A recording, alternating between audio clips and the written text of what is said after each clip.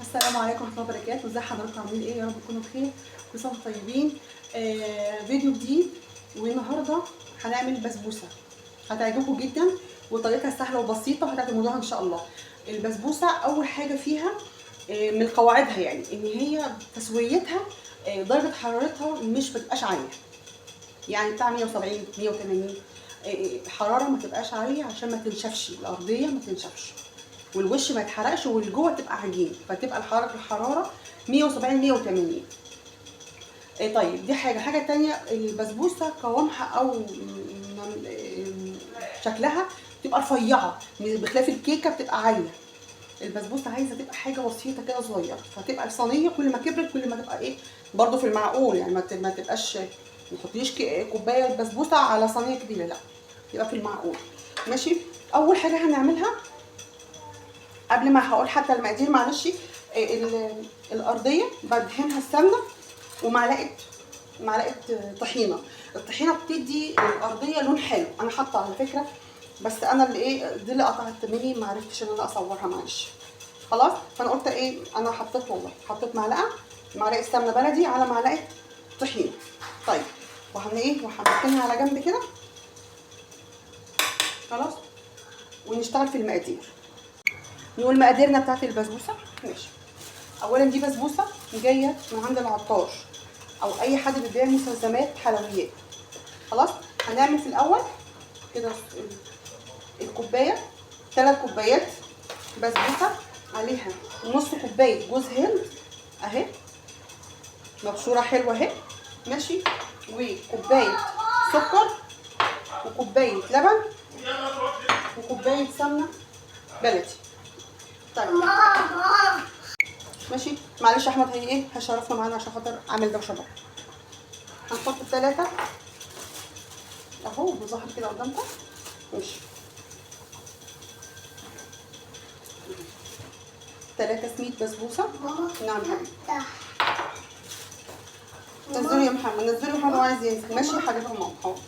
حاضر حاضر. 1 ادي 2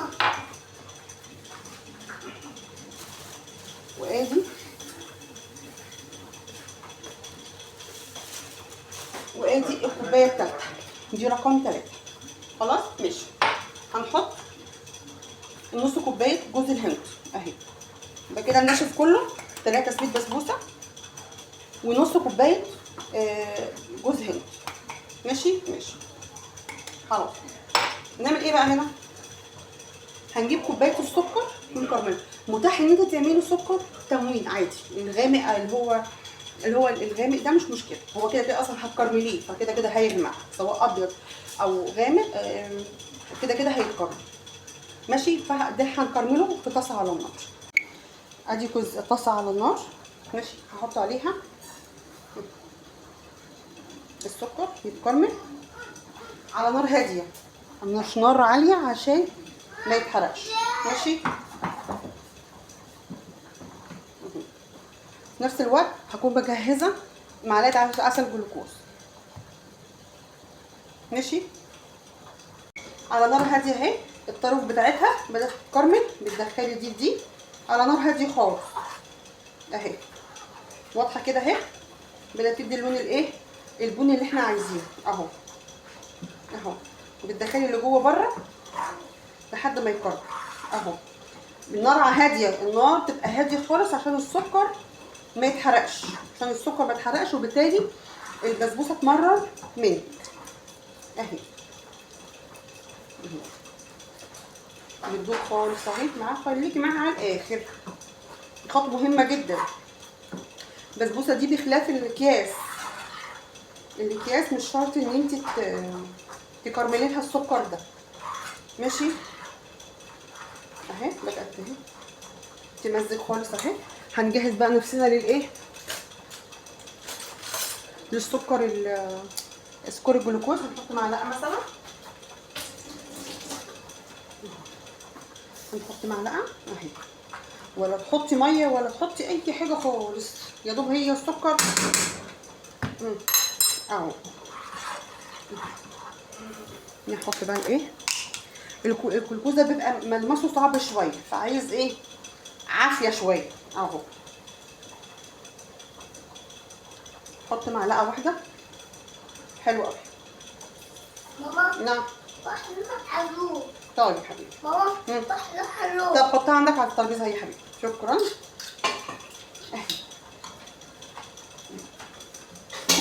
كل ده على نار هاديه اهو. بسم الله الرحمن الرحيم. اللهم صل على سيدنا. بسم الله اهي. شوفي الفوران ده ما تخافيش منه، ما تخافيش منه خالص ان شاء الله يبقى زي الفل.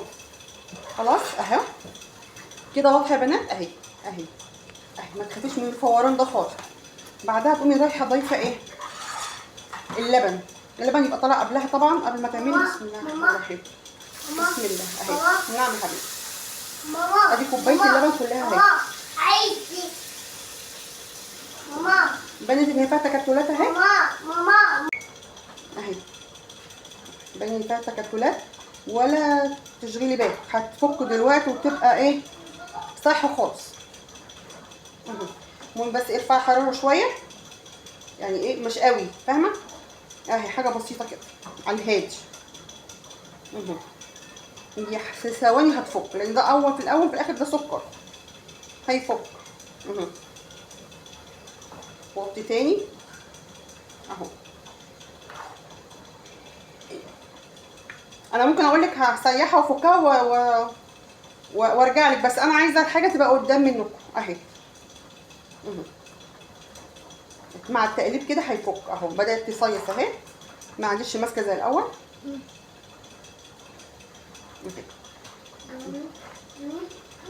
اهي اهي عند الفوران اهي، قربت معاش. الحاجه كانت بسيطه خالص اهي.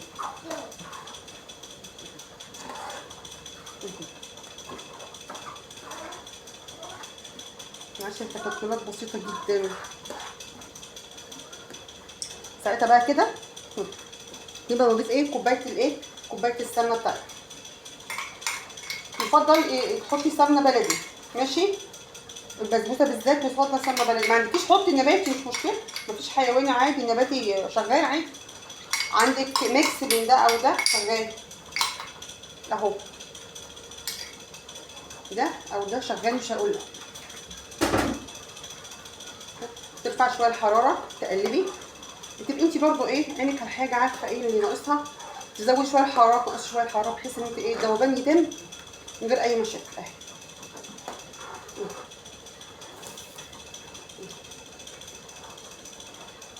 اهي كده خلاص انتهينا من السكر اللي هو اللي داب كده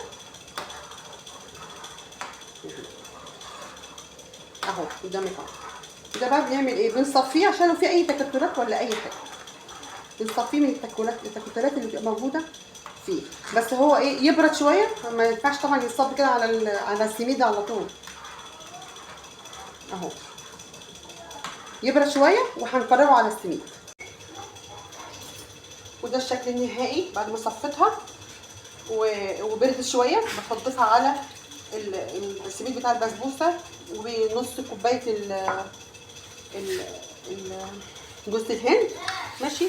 البسبوسه ما بتتعجنش، البسبوسه احنا مش بنقلب، البسبوسه مش عايزه عجين، ده تقليب وخلاص. واول ما الدقيق يتشرب كله بالسمنه او لسه بيشرب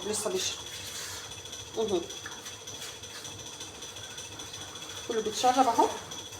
اول ما الدقيق تعملي كده ما عادش فيه الدقيق يبقى ابيض، كله متكرمل كده لون واحد، خلاص كده حلو قوي. ما تقليش فيه اكتر من كده عشان خاطر ما ينشفش معايا. في الصينيه بسم الله الرحمن الرحيم. لا استني، في حته من تحت لسه.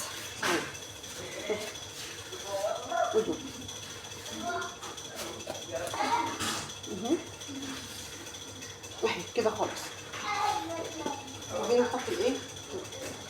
نحطها في الصينيه بتاعتها.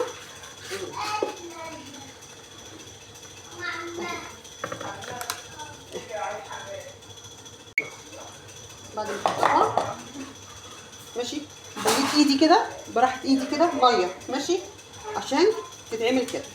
قوام البسبوسه ما يبقاش زايط وصايص كده وينزل زي الكريمه زي الكيكه، لا تبقى عطشانه اهي، لازم تبقى ناشفه مش ناشفه ناشفه يعني اهي. انا اللي بعملها، بفردها بايدي في الصينيه. ان شاء الله مش المره دي هعملها ساده المره دي اهي، ساده اهي. عايش. خليها كلها سوا واحد. لا حته عاليه ولا حته واطيه، ودي راحه الايد كده، ما تخليش حاجه تلزق ايدك، مبلوله كده نص بله. ان شاء الله تبقى زي الفل.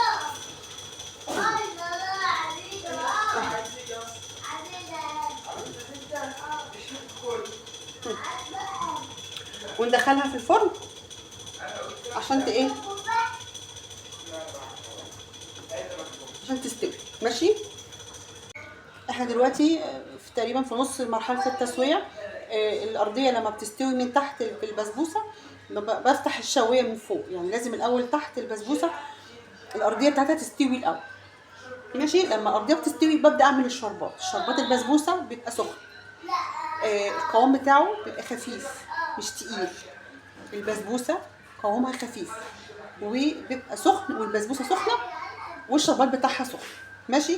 الشربات بتاعها عباره عن ايه؟ كوبايه وربع سكر، ادي كوبايه.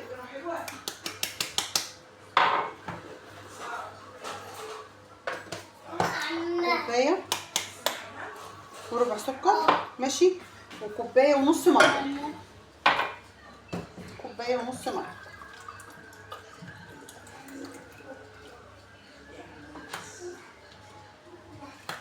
ادي كوبايه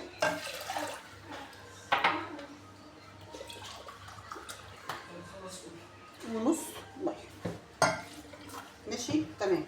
طيب نحط معلقه جلوكوز.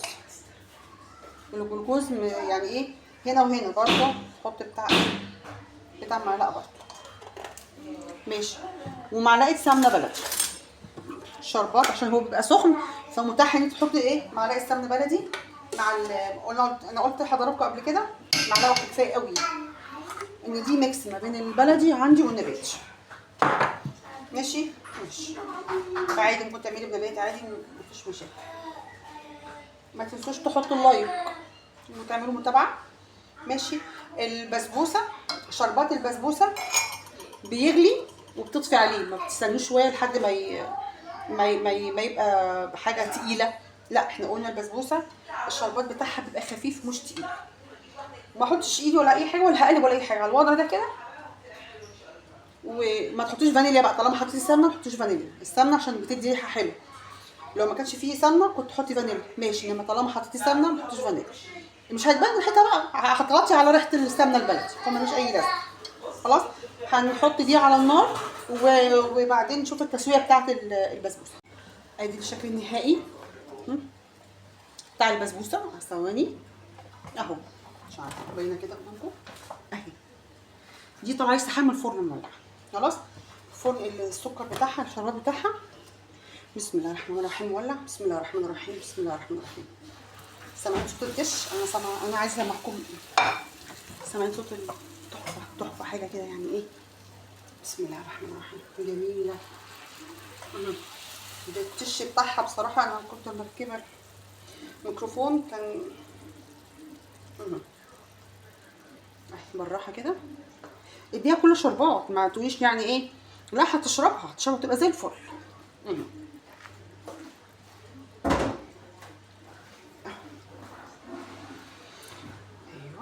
ريحه السمنه البلدي فيها خطيره.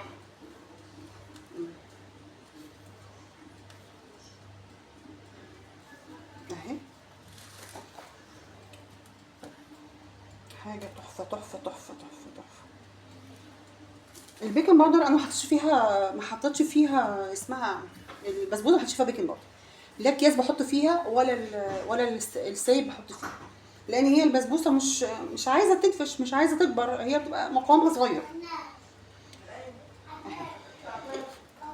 حاجه 10 على 10 اهي. ثواني كده متهيألي كده بتشرب اهي، واحده واحده بتشرب.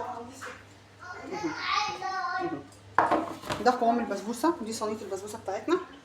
انا اسفه انا طولت عليك الفيديو، واسفه من الصوت اللي كان بيظهر اول الفيديو. ده كان صوت الموتور بتاع الفلتر، معلش انا اسفه. كل مره اخد بالي برضه ما اعملوش، انا اسفه من الازعاج. وادي الشكل النهائي للبسبوسه بتاعتي. ما تنسوش لايك. اي حد ليكوا في عنده تعليق يتفضل يقوله عادي. اي حد له اي طلب في اي حاجه يقولها عادي، وكل حاجه احنا اخوات. ما تنسوش المتابعه واللايك. واي حد بيسالني اي سؤال انا بتبسط، والله بتبسط. ماشي، عارفه حاجه هرد اقول لك على اللي فيه. ماشي. شرفتوني، نورتوني، وسعدت جدا بمتابعتكم. مع الف سلامه، سلام عليكم.